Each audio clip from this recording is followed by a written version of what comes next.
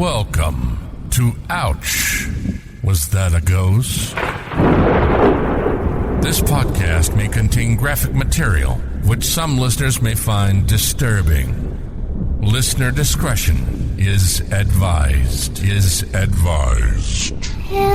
me. Now that we covered that, here's your host, Liz.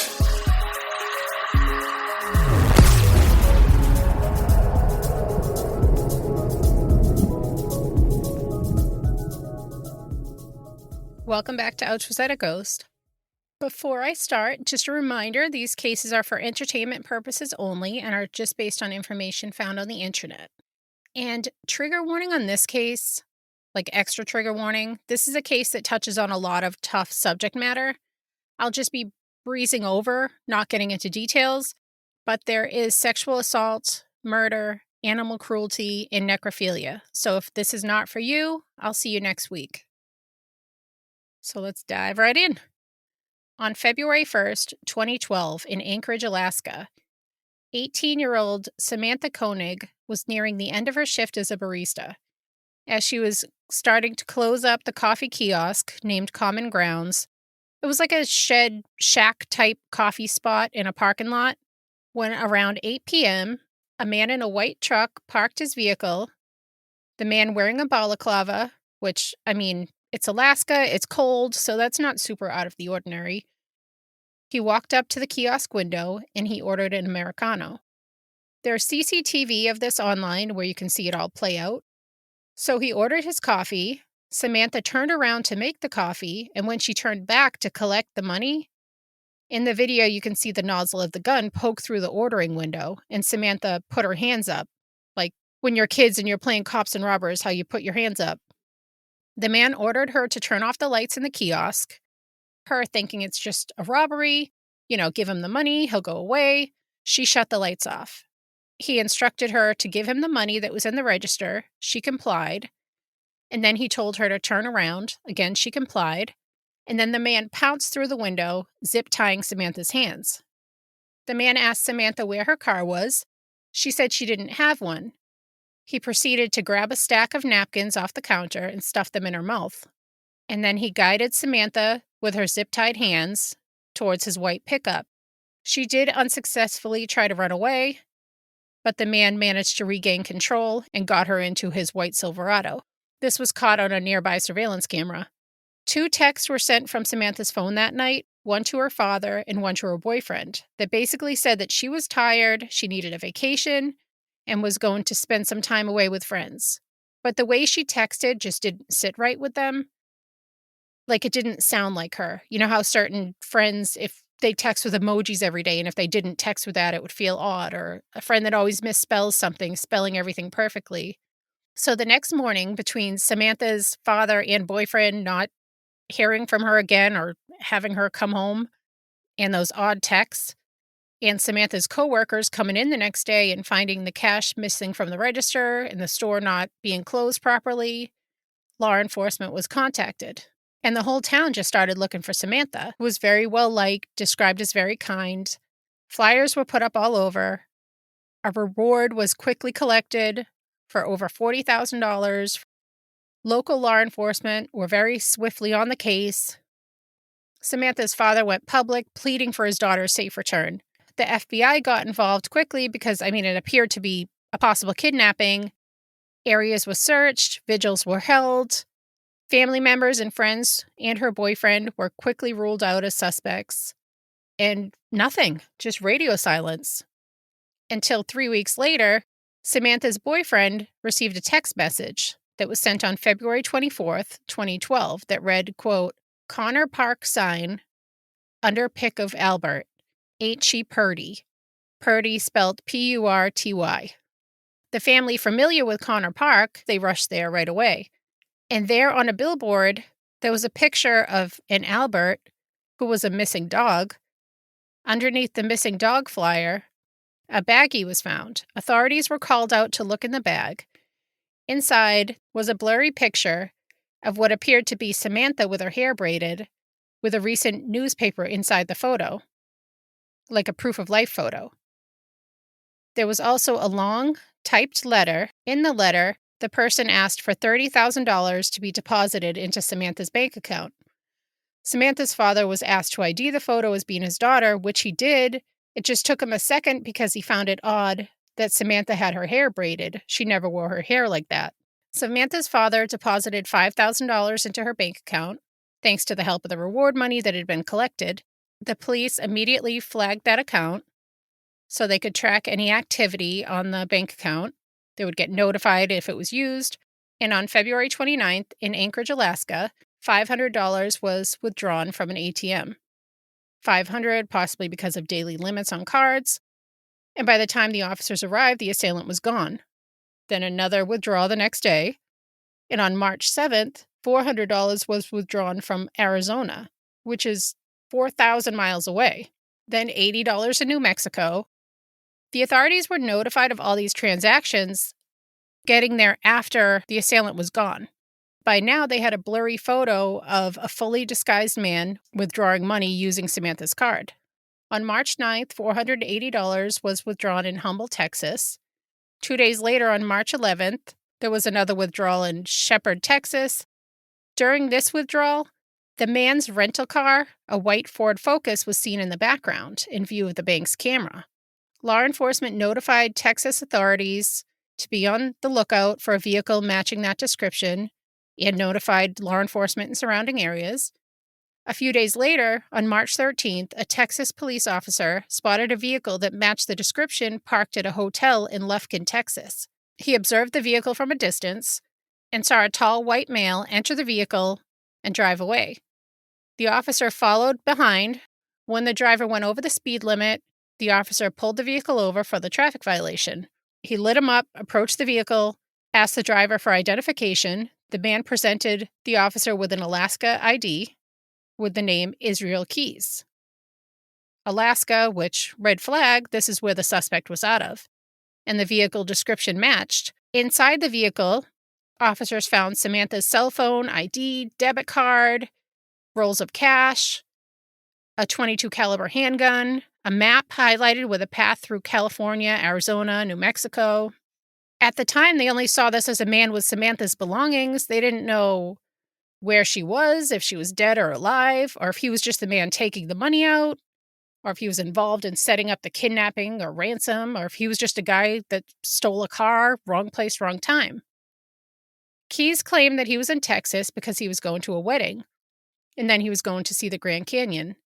Israel Keys was looked into. He was just a 34-year-old father with a construction company and only had a DUI on his rap sheet. And he claims that somebody had tossed all those items in his car. Back in Alaska, authorities went by Israel Keys' house. In the driveway, they found a white pickup truck that looked just like the one that was caught on surveillance by the coffee kiosk that Samantha was forced into. Keys was extradited back to Alaska, but they still really didn't have any idea who this guy was. He was brought to the Alaska FBI field office for questioning. They looked into his background. Israel Keys, who was born January 7th, 1978, a Capricorn, in Richmond, Utah, to parents Heidi and Jeff Keys. He was the second of 10 children. His parents were members of a Mormon church. The family had very strong anti-government views. They preferred living off the grid, not believing in modern medicine. The kids were all born at home, so none had social security numbers or birth certificates. The family even homeschooled the children to keep them away from outside influence. His fundamentalist religious parents kept the children secluded from the world during formative years when socialization should be learned and practiced. In 1983, Israel's family moved to an isolated large plot of land north of Colville, Washington. This land in the middle of nowhere was where the family would just sleep in tents until a one-room cabin was built. They were just like living off the grid. No electricity, no running water. His childhood gives like Ed Gein vibes, as the kids were not allowed to make friends with other kids and just drilling scripture into the children's heads. Once they were in Washington, the family converted from Mormonism to Christianity, and they joined a church called the Ark, which is said to have been a Christian church that incorporated white supremacy ideology. Israel Keyes later described it as Amish-like. The family started going to another church in Colville, the Christian Israel Covenant Church. This church gave sermons on British Israelism, which believes that interracial marriage was an abomination, and they believed that Anglo-Saxons were the superior race, so a super racist church. Keyes would later describe this church as militia-like. Around these years, Israel became enamored with BB guns. He would shoot them in the woods or at people's windows in the neighborhood. He would break into people's homes for fun, sometimes just to rearrange the homeowner's furniture, and sometimes he would steal things, or sometimes steal guns from the houses. Keyes was developing carpentry skills. He helped his father build that one-room log cabin. He worked construction for a local company for a few years. Israel would go hunting for food for the family, chop firewood, sleep in tents. I mean, they did have the one-bedroom cabin, but there were 10 kids and 2 parents. I probably would have slept in a tent, too. He began hunting animals for food, but it evolved into hunting for pleasure. Like many serial killers, Keyes, as a child, was prone to violent acts. He would set fires in the woods. As he put it, he would hunt, quote, anything with a heartbeat, not just game. He would hunt cats, dogs. I'm not getting super into the cat story details, but there was a cat that kept getting in the trash, and Keyes' response was to fatally wound the animal. Keyes' friend, who was present, was vomiting at the sight of what he had done, while Keyes laughed it off as the cat neared its death that he inflicted. Keyes would later say, I've known since I was 14 that there were things that I thought were normal and that were okay, but nobody else seemed to think were normal and okay. His peers found him unsettling or off-putting, so he started spending more and more time alone. I'm sure him going to church and bragging about skinning a live deer didn't help his popularity. A female at the church described how Israel Keyes' presence, quote, made her skin crawl. Israel just became more antisocial, and he would spend hours in the woods just sitting, watching. At times, 12-plus hours just sitting in the woods. In 1997, Israel's family moved to Oregon. Israel's religious parents learned that he was now an atheist. They disowned him for this. They kicked Israel out of the house and instructed his siblings to cut off all contact with their blasphemous brother. At 20 years old, the homeschooled Israel took his GED and enlisted in the U.S. Army. He enjoyed the training and survival. I mean, he grew up in that. It's nothing new, living out in tents or living in the woods, or he was used to going without, having grown up with no electricity, no running water, and he really enjoyed the weapons training. He was stationed in Fort Hood. He went to Egypt. While in Egypt, he started visiting brothels. This is when he said that he started fantasizing about killing strangers. While he was enlisted, Keyes was said to have kept to himself and started drinking a lot. In 2000, Keyes met a woman, and they started dating. By the time he was discharged, his girlfriend was pregnant. In February 2001, while he was still serving, he received a DUI, and he was honorably discharged. Keyes moved with his girlfriend. The two had a little girl, and he lived with her on the Maca Reservation in Washington for about 6 years, from 2001 to 2007. There, Keyes worked for the tribal authority, and he seemed like a good boyfriend and good father. This is when the FBI believed that Israel started killing. When they asked Israel, did it start then? He responded, quote, yeah, Nia Bay is a boring town. Keyes and his daughter's mother broke up, and he started dating another woman. And in 2007, Keyes, his new girlfriend, and his daughter all moved to Alaska. Once they were in Alaska, Keyes started Keyes Construction. And while there, he was said to be a hard worker. He seemed like a, I guess, quote-unquote, normal boyfriend and a good dad, a doting father even, he was described as. He got a boat. He said to work hard, seemingly just being an all-American family. Meanwhile, Keyes was living this complete other double life. As the interrogation continued, as to the disappearance of Samantha, an Anchorage police investigator, Monique Dahl, showed Keyes the ransom note, and she said, quote, I told him the first couple times that I read the ransom, I thought that whoever wrote the note was a monster. And Keyes responded with, I can't help you. 2 weeks later, He relayed a message to her, tell her that she's got a monster. Keyes was shown some incriminating surveillance photos, and he confessed to the investigators that Samantha was dead. And they asked, why did you choose her? And he said, oh, because the kiosk was open. Keyes was ready to talk, but he had some demands first. He wanted a cup of Americano coffee from Starbucks, a Snickers, and a certain brand of cigar. They got what he asked, trying to build rapport and find Samantha's body, and he gave them details on where he disposed of the body. Using Google Maps, he showed them where it was. Now, when he was giving his confession, he gave it so casually and just nonchalantly. It's chilling. A lot of these interviews are online on YouTube. You can watch them. On April 2nd, 2012, divers recovered the body of Samantha Koenig in the Matanuska Lake in Alaska. And the story of Israel Keyes, the unassuming father that lived a double life, began to unfold. And what happened to Samantha that night after being forced into Israel's truck at gunpoint. Once in the car, Israel had told Samantha that he was going to hold her for ransom, then let her go. Keyes drove around with Samantha for about 4 hours. He stopped at some point to have a cigar. And at some point, he was just sitting in a store parking lot for a bit. Keyes asked her where her cell phone was, and Samantha said it was back at the kiosk, so Keyes drove back to the kiosk to retrieve the phone. While there, he picked up the zip ties, remnants that he had dropped, and this time he locked the kiosk doors using Samantha's keys. Using Samantha's cell phone, he sent 2 texts, one to her father and one to her boyfriend, that basically said that she was tired, she needed a vacation, and she was going to go away and spend some time with friends. But like I said, the text just didn't sit right with them, like it didn't sound like her. So after those 4 hours of driving around, Keyes returned home.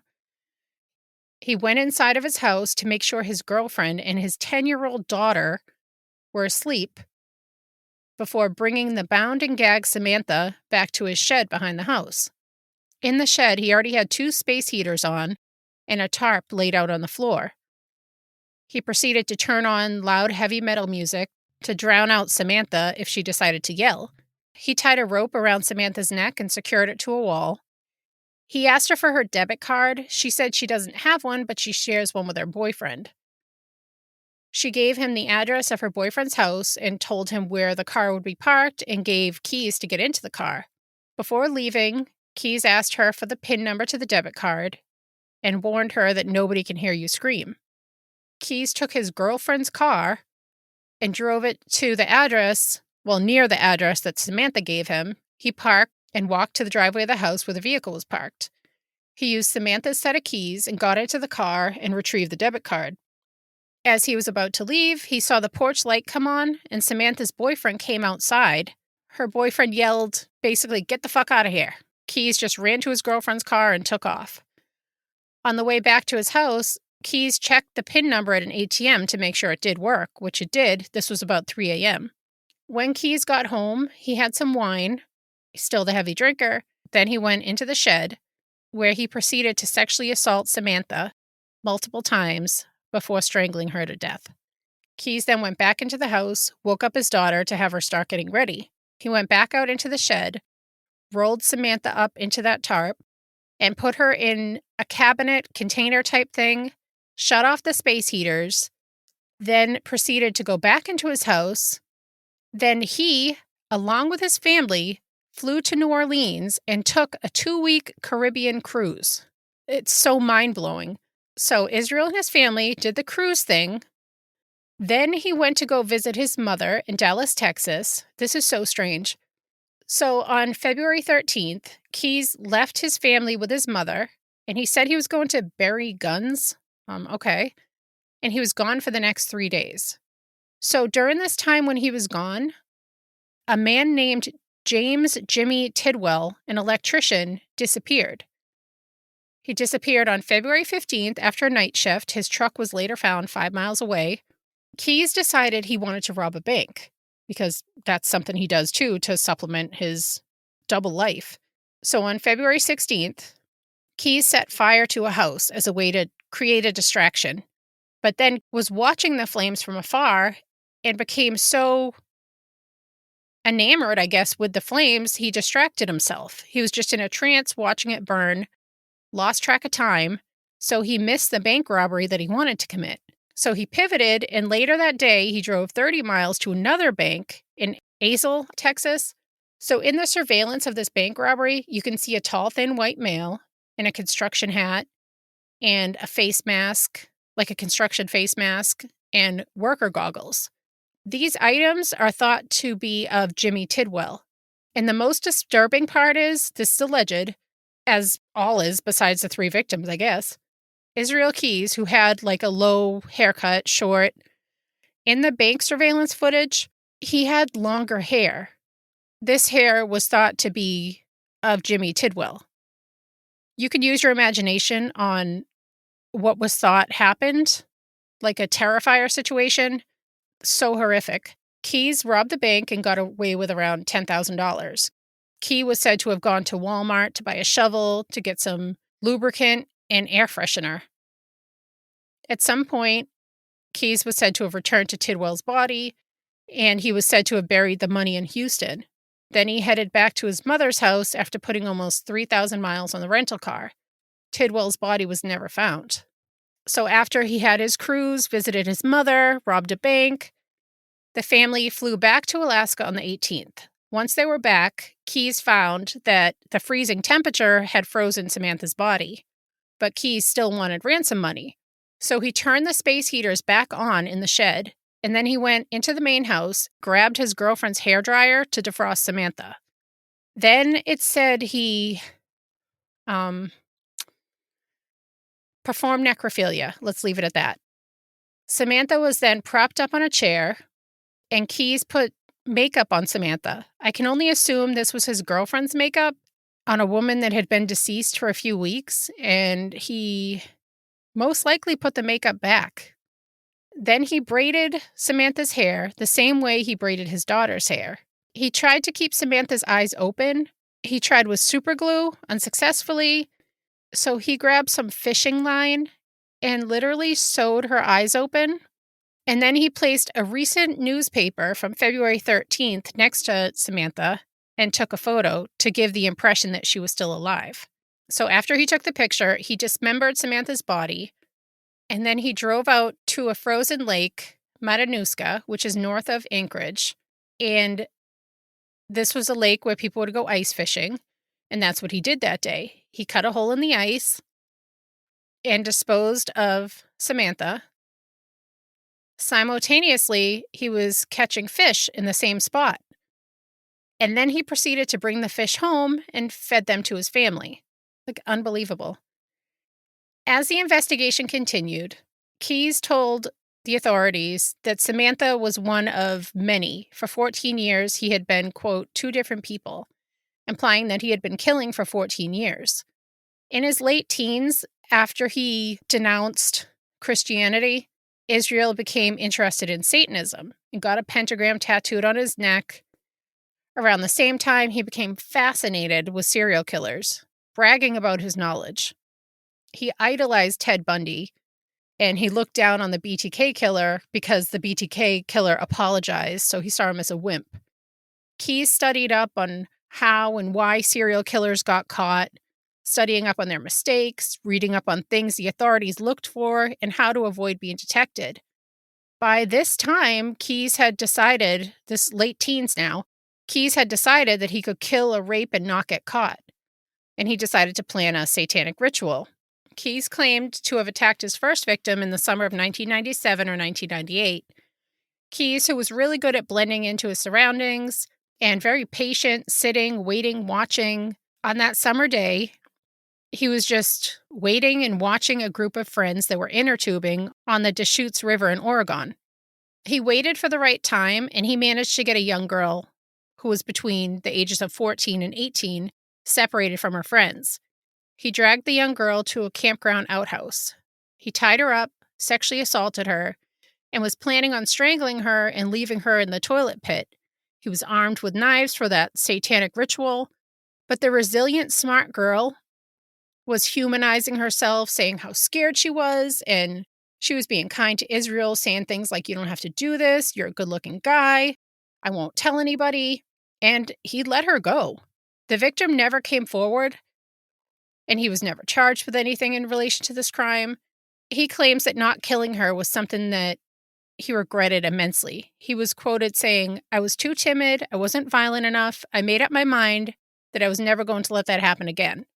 Keyes, who had studied up so much on serial killers and their mistakes that they've made, went to great lengths to try to avoid detection. It said that he got nose jobs, injected Botox to reduce sweating, like in your armpits or different places, to reduce the chance of leaving DNA. It said that he may have altered his fingerprints, and it said that he got a surgery. I've seen lap band or gastric bypass that is usually done for weight loss, but in his case, he didn't do it to lose weight. He did it as a way to curb his hunger, to make him a better predator, being able to go longer periods of time without having to eat. I mean, that's terrifying, knowing that a person went to such lengths to make themselves untraceable. Already having the advantage of basically being a survivalist, plus his military training, doing these body modifications. And to avoid detection even further, Keyes had some parameters or rules that he'd follow. He would never kill too close to home, which was one that he broke with Samantha. He would never kill in the same place twice. He would have no victim type. It could be male, female, old, or young. But he also had no killing children or people with children. This is said to have changed after he had his own child. He changed his perspective. He also made something that he called a kill cache or kill kits. They were basically 5-gallon buckets.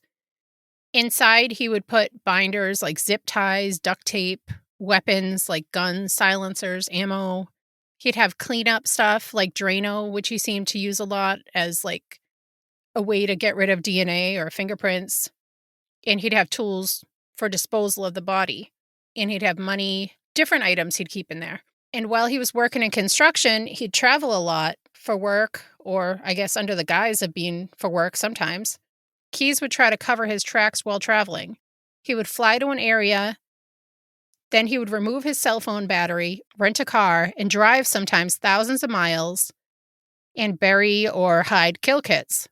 And then when the urge hit for him to kill, he would go to the area where one was buried. Then he would just pick a victim. Now, you may be thinking, like, how is this dude traveling all over? I mean, he has a construction business, but also has a family. But to help fund or offset the cost, Israel, at the same time, he is thought to have been actively murdering people undetected. He would be robbing banks. And the craziest thing was he wasn't on anyone's radar. If he hadn't broken the rule of killing close to home, he may never have been caught. Investigators suspect that the killing began after his time in the military. Keyes alludes to stories, plural, that he had to tell. Keyes' biggest thing while he was in prison was that he wanted to get the death penalty, and he wanted an execution date, which, I mean, authorities couldn't guarantee him that. So they told him to the effect of, like, if you have more victims and give us more victims, it's more likely that you'll get the death penalty. And on April 6th, he confessed to the murder of a couple, the couple being Bill and Lorraine Currier. He claims that in June of 2011, the urge to kill hit, and Keyes hopped on a plane from Alaska to Chicago and then drove to Harlan, Indiana. Then he drove a rental car almost 1,000 miles to Essex, Vermont, where Keyes dug up a kill kit that he had buried 2 years prior.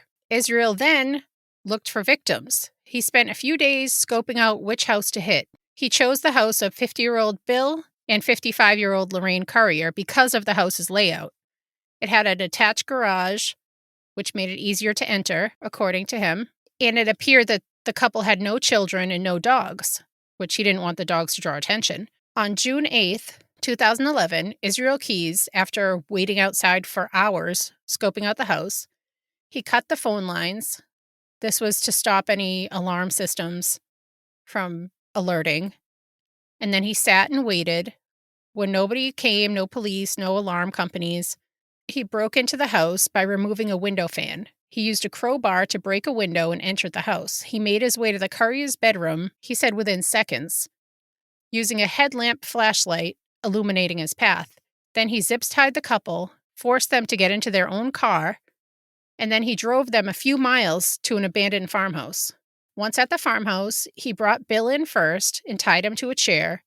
He went back out to the car to get Lorraine, who had managed to break free of her zip ties and she was running for the highway. He tackled her and forced her up to the farmhouse. Once inside the farmhouse, Israel noticed that Bill had broken his restraints from the chair. Keyes hit Bill with a shovel and then shot him, which was not his preferred method of killing, but he couldn't seem to gain control. Keyes then sexually assaulted Lorraine and strangled her to death. At some point, he stopped and went outside for a cigar. Keyes poured Drano on the couriers to try to remove any DNA, fingerprints, and wrapped them in trash bags.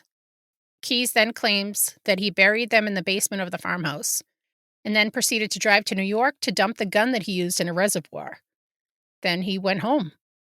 Once he made this confession to the FBI, Vermont was notified, and right away they were like, yeah, the couriers are missing. And they went out to the property, the courier's house, and it was as Israel described it in terms of how it was broken into. And then they attempted to go to the farmhouse where Keyes admitted to taking the couriers' lives. But unfortunately, the farmhouse had been demolished, and the remnants were taken to a landfill. The landfill was searched for months looking for their remains, but unfortunately, the couriers' remains were never recovered. And up until Keyes' confession, they were just considered missing persons. They did manage to recover the gun that was used in the reservoir in Parrishville, New York. For over 7 months, Keyes was having these interviews. They'd usually start with his Americano, his Snickers, and his cigar. He confessed to a string of crimes authorities were completely unaware of. Keyes would go on to confess to dozens of burglaries, multiple sexual assaults, burning down a house in Texas just to watch the blaze from afar, bank robberies. Keyes went on to share some information on 8 possible victims, sometimes being more specific, with some information that would have been impossible for him to make up. And sometimes Keyes would be more vague or evasive. Like in the case of a missing woman in 2009, Keyes admitted that in April 2009, while he was on the East Coast, he abducted a female who he then claims that he murdered and took across state lines to New York, where he buried her. Law enforcement suspect it may be 49-year-old Deborah Feldman, who lived in Hackensack, New Jersey. She was last seen the same month that Israel claims to have abducted. When he was shown a photo of Deborah, Israel said, quote, "I'm not ready to talk about that one yet," after a pause. They can put Keyes at a bank that he robbed in Tupperland, New York in 2009, so he was in the area around that time. So this is assumed to be the 4th named possible victim of Israel Keyes. But his unprecedented methods may have hidden this victim's remains forever.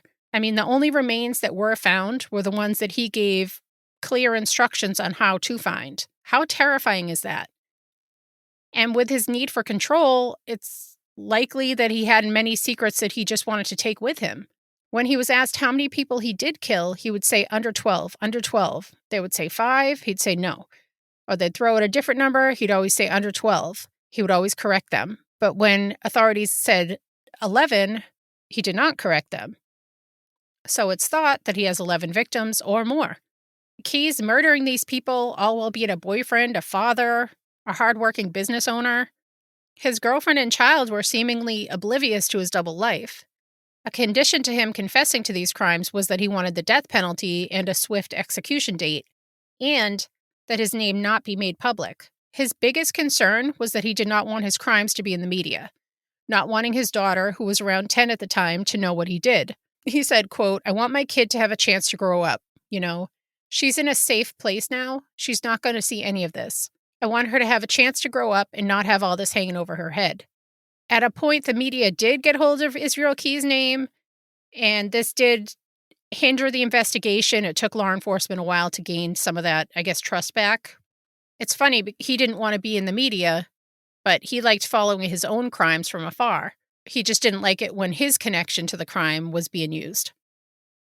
When his computer was checked, it showed how he searched his own known victims. After the couriers, Keyes went back to Alaska, just watching the investigation unfold in Vermont. If you watch interviews, which there are a lot of them, he has this arrogance about him. He's always laughing and joking. Keyes said of his killing kits, "When I was a kid, I used to always dream that I would find buried treasure, and I figured I might as well create it." And he goes on to laugh. Authorities in the room playing along I know that there's a reason to build rapport, to get him to loosen up, but it's very unsettling hearing how nonchalantly Key discusses his crimes and laughs about them. Keyes was somewhat forthcoming with specifics, but vague when he wanted to be, only naming 2 other victims besides Samantha, Bill and Lorraine Currier. Like I said, a disappearance he wasn't even on the police's radar for, and he probably never would have been connected to the crime if he had not confessed. In 2012, he tried to escape unsuccessfully, was tased, subdued, haha. A few days after Keyes' last interview, on December 2nd, 2012, this was 3 months before his trial was scheduled to begin, in a last-ditch effort to control his own fate, while he was being held at an Alaskan prison, Keyes managed to get a razor blade, connected it to a pencil, kind of like an X-Acto knife, if you can picture that, and he slit his wrists and used a sheet to strangle himself in the bed. Left behind in his jail cell, 11 skulls and 1 pentagram were found painted on separate papers in Israel's own blood. It's thought that they may have represented the 11 victims and the pentagram representing himself. Or who knows, maybe he drew those 11 skulls just to throw investigators off like a red herring. A 4-page suicide note was also found in his cell. They were hoping for some sort of confession, but if you read it, it's just sort of full of rants, and I've heard it described as an ode to murder. There's a lot of rhyming and just nonsense. A kill kit was discovered in Parishville, New York, but that's just one. So who knows where others are, how many there are. The FBI does believe that there are more hidden throughout the United States. If you stumble upon one, you're urged not to touch it, to call your local department or call the FBI directly, 1-800-CALL-FBI. Keyes, who was a meticulous planner, alluded to 11 being the number of his victims, and what sucks is he was very good at covering his tracks by traveling great distances to find a victim all over the U.S. and having no victim type, following no modus operandi, targeting old, young, either sex. Who knows how many victims he actually has? He even told investigators that one of his victims, he made it look like an accident. Israel Keyes took the truth with him when he took his own life. On a gazebo in Matanuska Lake in Alaska, there's a plaque dedicated to his victims that reads, quote, "With remembrance and respect, this space is dedicated to the cherished loved ones who were violently taken from their lives and ours. There are only 3 deaths confirmed to be connected to Keyes, and that's because of Keyes' extensive knowledge of the details in his confession. The 3 victims being Samantha Koenig from Anchorage, Alaska, Bill and Lorraine Currier from Essex Junction. I'm only touching on the victims proven to be connected to Keyes, but there are so many disappearances that coincide to where he was, and investigators consider it highly likely that other missing persons cases may actually have been victims of Keyes, who has hinted at other missing persons coinciding with his whereabouts, but he was never definitively linked to these. In my personal opinion, Israel Keyes is one of the most frightening serial killers ever. His ability to live a double life and go completely unnoticed, taking extreme measures to become an apex predator. I mean, having multiple nose jobs, injecting Botox, decreasing the chance of leaving DNA, having gastric bypass. Known for his calculated murders, some planned years in advance.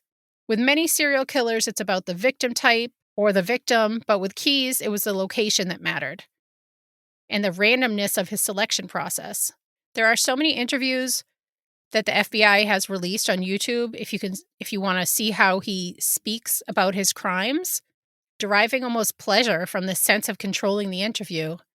And his laugh, He made it clear that he didn't want to be the subject of any true crime documentaries or shows, or as he said, quote, all this true crime bullshit that people are obsessed with. So I decided to do an episode on him. Haha. Over the almost 8 months of interviews, Keyes shared bits and pieces of other crimes. The FBI has put together a timeline of Keyes' whereabouts from 2004 to 2012 across the United States, Canada, and even Mexico through his travel records and financial records. But the FBI continues to seek the public's help in identifying any possible victims of Israel Keyes. So if you have any information or came across him, please reach out to the FBI with any tips. Thank you so much for listening. Until next time, bye. Thank you for listening. If you need more content or just want to help support the podcast, head on over to patreon.com and search Ouch, Was That a Ghost? If you need some snazzy merch, you can find it at crowdmade.com by searching Ouch, Was That a Ghost? If you have a story you'd like to share, you can email it to ouchwasthataghost@yahoo.com.